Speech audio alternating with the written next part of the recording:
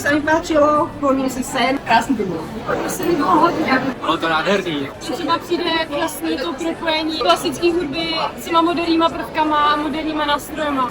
Bylo se nám naprosto neuvěřitelně, jsme plný dojmu. Nemohli jsme ani dýchat, plakali jsme, je to pro nás neuvěřitelný zážitek. Opravdu, ale musíme to vážit. Mně se to hrozně líbilo, já mám ráda ten tanec. Bylo to plný emocí, mojich stava jsem měla i na krajíčku. Bylo to opravdu úžasné, my jsme si to užili. Krásně. Celá produkce byla úplně geniální.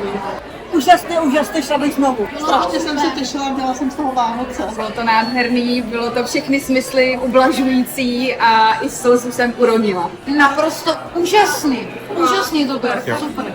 Ten příběh, ta muzika, to bylo asi takový skvělý.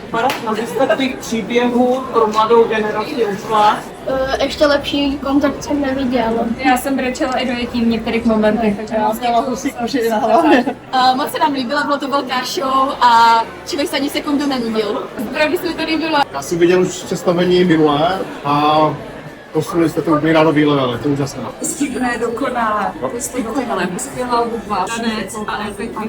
Vykřesali jste z nás úplně maximum, je to zářez, prostě musí se celý život. Ano, a nezapomeneme na to.